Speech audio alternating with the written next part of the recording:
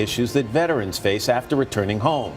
With a growing number of them suffering traumatic injuries and post-traumatic stress, President Bush has worked to support programs that ease the transition to civilian life. In his new book, Portraits of Courage, a Commander-in-Chief's tribute to America's warriors, President Bush uses his love of painting to honor the sacrifice and courage of America's military veterans. We're going to talk to some of them in a moment, but first, President Bush, it's always nice to have you here in the studio. Sir. Thanks for joining us. It's been a while. It has been a while, so let me get caught up on some things. Okay. You took office in 2001 after an extremely contentious election, controversial end to that. The Supreme Court decided it. The nation was incredibly divided. How would you compare the divisions we faced then to what we're living through right now? You know, it's hard to compare times. One thing, though, is for certain, the job's a tough job. Everybody looks at the presidency when they campaign one way, then they get in office and find out there's a reality to the job.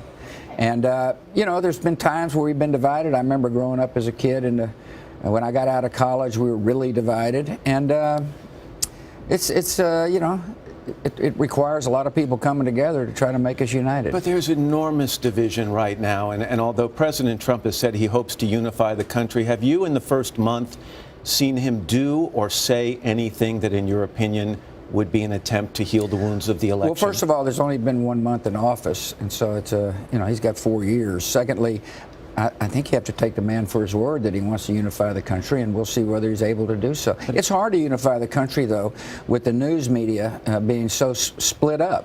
When I was president, you know, you mattered a lot more because there was like 3 of you, and now there's all kinds of information being bombarded out, and people can say things anonymously, and it's just a different world. Well, you bring me to an interesting point, because you were a guy who faced both praise and criticism from the media during your time in office, even at the times where you were dealing with the worst criticism, where it must have been very difficult to hear and read some of the things that were being said by the press in this country. Did you ever consider the media to be the enemy of the American people?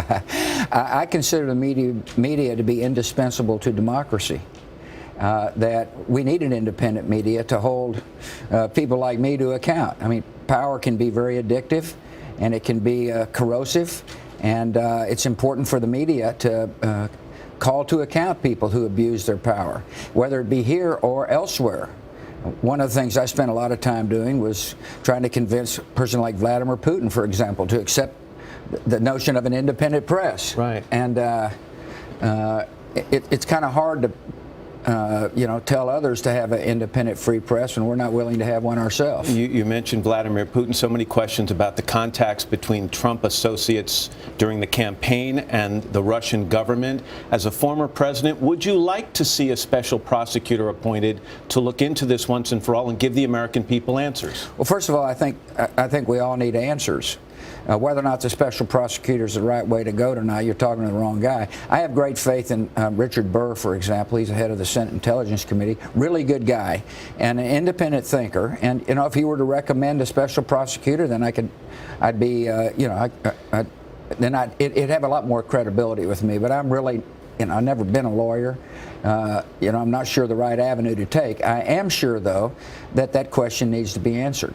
It was only 8 or 9 months after you took office that the attacks of 9/11 occurred, the worst terrorist attack on American soil. And just after those attacks, you gave a speech and you said this: "I also want to speak tonight directly to Muslims throughout the world. We respect your faith. It's practiced freely by many millions of Americans and by millions more in countries that America counts as friends. Its teachings are good and peaceful." That's very different talk than what we're hearing today about a Muslim ban. Do you think the president's position on this has been well thought out?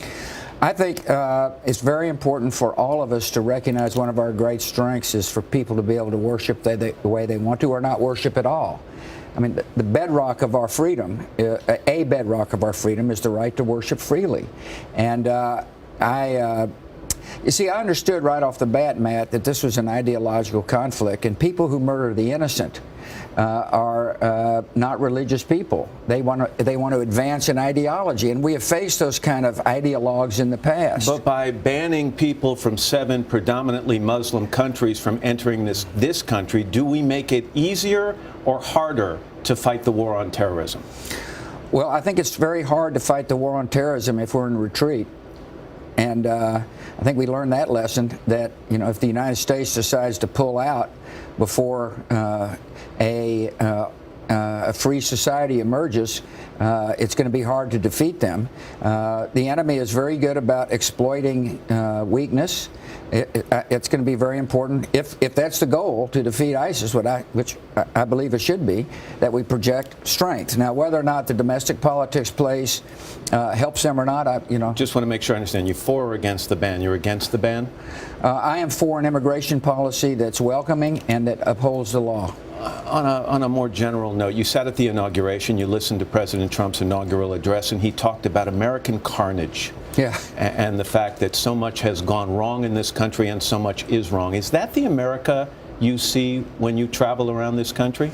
Well, the America I see often is the America that these vets represent, people willing to sacrifice for the greater good, to put their lives on the line, and then come back and make America a wonderful place to live. And that's why I'm here. I'm selling this book, because I want America to realize how fortunate we are to have people in our midst, and that we got to help them transition from. Hello, Today fans. Thanks for checking out our YouTube channel. Subscribe by clicking that button down there, and click on any of the videos over here to watch the latest interviews, show highlights, and digital exclusives.